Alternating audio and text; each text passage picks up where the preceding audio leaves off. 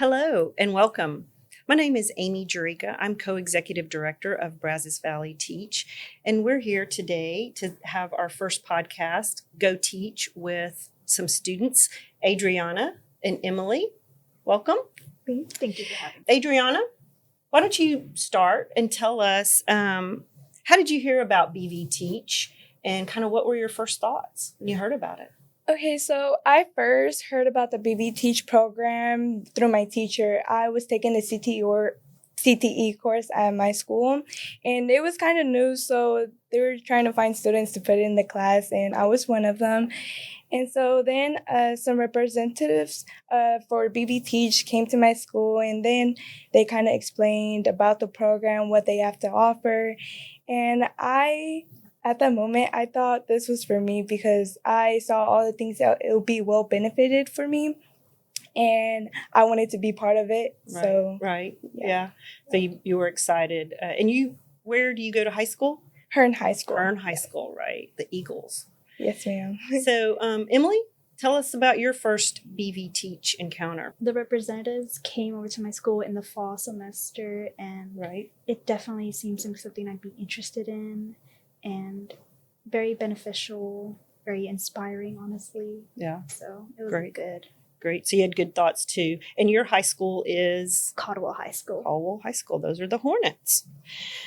And so thinking about BVTeach so far, what are some things that you guys could share with me specifically that interest you? I mean, you guys said you heard a lot of good things. Well, what are those good things? What makes it something you're wanting to pursue and are pursuing? Okay, so entering my senior year, I had no idea what I wanted to do for the rest of my life. Cool, but not a problem. Yeah, so since I said before, I was put in this class by accident. And so at the beginning, I didn't really think I was going to like it, honestly, because I would be scared to speak in front of a classroom. And, as the year went on, I learned how to present presentations. I worked at the elementary, middle school, and high school levels, working with different students. And so I learned different skills that teachers will use. Right. And so basically, just the experience of being in the class kind of interested me. You got that little taste, right? Yeah, I got the little taste. Yeah. So I'm kind of, grateful I got to experience it. Yeah, that's good. Emely, what about you? My initial, what I wanted to be my career path was medical, going into the medical field, But then BVTeach came in, really eye-catching. I left whatever medical programs I had to fill in for BVTeach. With the education courses, right. But I feel like I did the right path for myself, though, because it's definitely something very interesting now. And also being told that automatic admission was really nice. So. Yeah.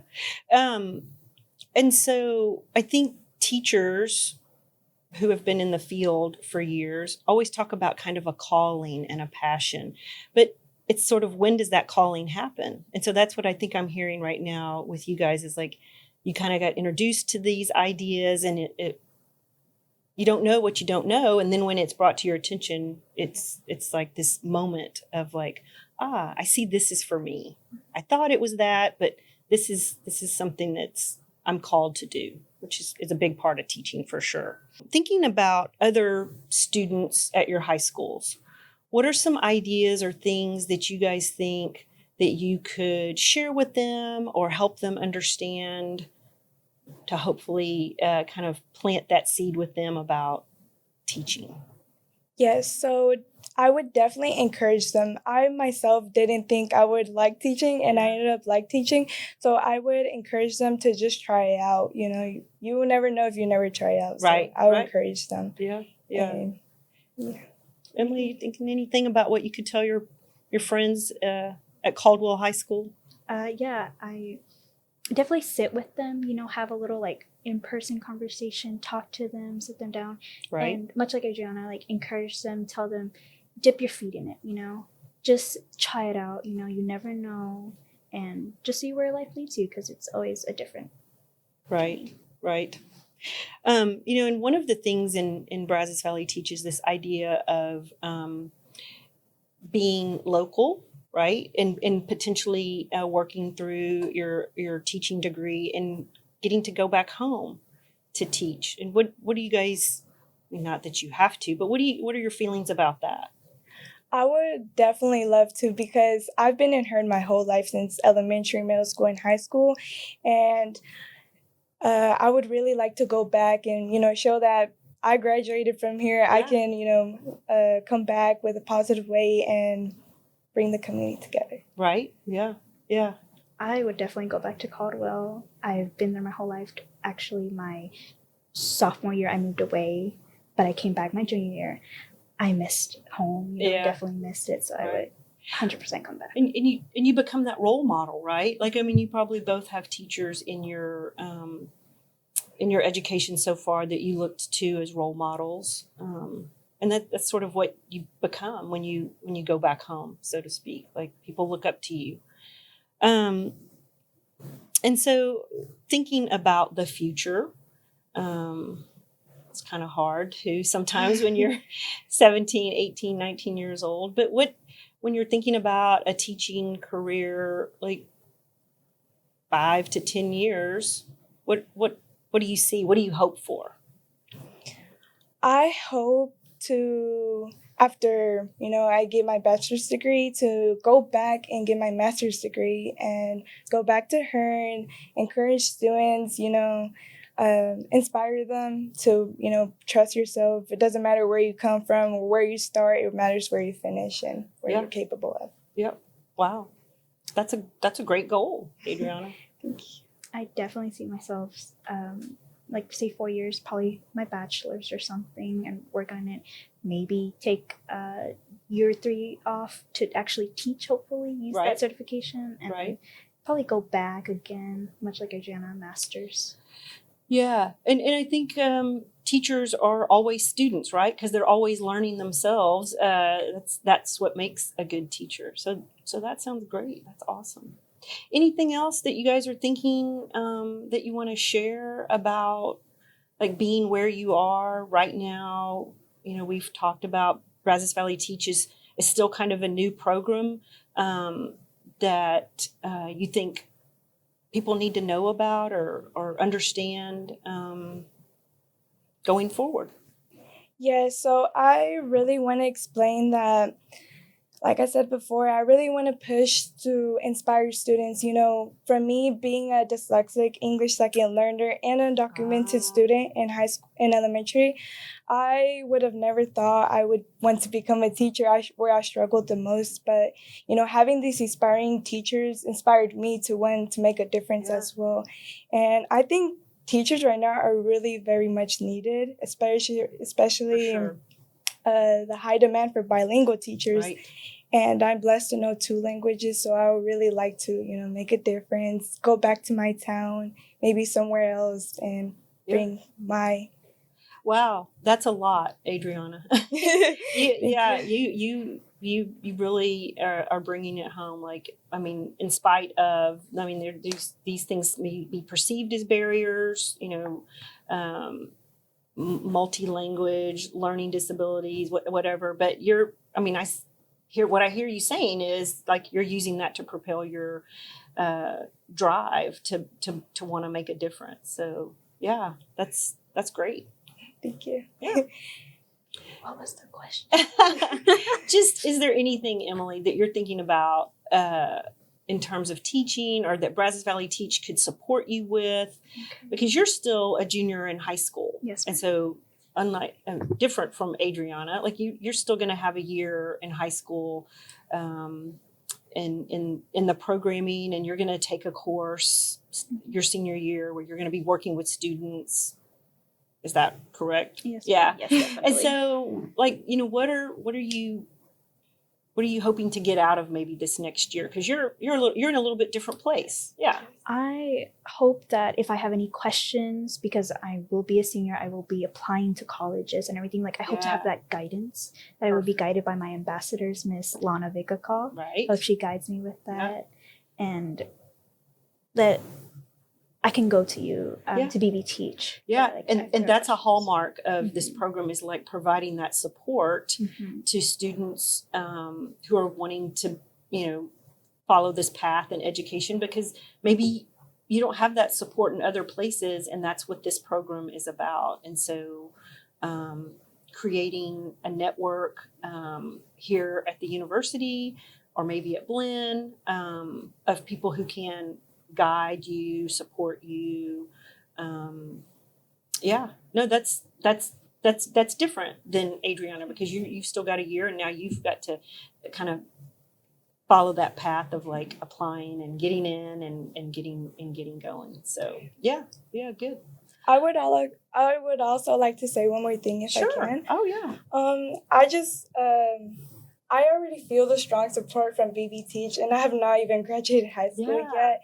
And I know that the strong support I have right now will be well benefited in college when I receive it. And when I'm in college, I would like to, speak with BVTeach students and answer any questions they have. Right. Yeah. And I'm really thankful for this. That's powerful, Adraina. You haven't even started, and you feel all the support, which is it. Yeah. That's like a family. Yeah. Well, I think that's maybe not one of the written goals, but certainly one of those unintended consequences. Things that happen that you get to know people and work with them, and you're like, wow, these are my people. Yeah. All right. Well, let's talk about your background and where you came from, and maybe some teacher stories, if you will, that led you to this idea of becoming a teacher. So, Adraina, tell us about yourself, your background, and those kinds of things. Yes, ma'am. So when I was only a baby, I was brought to the United States for opportunity, the American dream. And so my parents always believed in higher education, and, it's a privilege, not in every country you get to experience that. And so being in high school, it's always been, elementary, it's always been hard for me because I didn't know the language of English. And so I had really supportive teachers, my ESL teacher, to support me and fit in. Yeah. And so not until third grade, they found out I was dyslexic.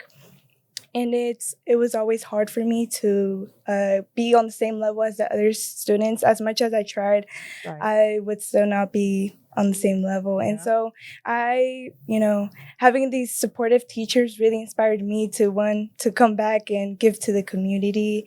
And so, I'm grateful for that. So you had, sounds like, a really supportive family. Yes, and ma'am. Coupled with that, a lot of good support in your own elementary years and your own education. And I think we talked about a while ago. So you live in Hearn. Yes, ma'am. Yeah. And so maybe even what else about your life? I mean, you're graduating this year. Yes, ma'am. And may I say, valedictorian of your class, which is awesome. Congratulations. Thank you. Really, really exciting. And so, like in high school, you take some education courses? Yes, ma'am. So this year, my senior year, I was presented with the first CTE course, which is Principles of Education. And I got to experience a lot of fun activities, going to different schools. Right.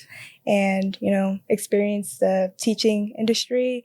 And I'm really glad it kind of planted the seed for me to experience teaching. Yeah. I think I would like it. Yeah, great. Well, and the cool thing is Hearn school colors are maroon, just like Texas. So you're set, right? Yes, ma'am. Awesome. Emely, tell us about your background. What's the Emely story? It's very similar to Adraina's. Oh, yeah? Yeah. My parents fled our home country, El Salvador, due to gang violence, Oh, wow. So I came at 4 months to the United States. Oh, wow. Basically raised here in the United States, And in very much English is my second language. So I speak Spanish first, and Spanish-speaking household. And starting school, I didn't know a lick of English. I can't imagine. I can't imagine that for you guys. It was a struggle.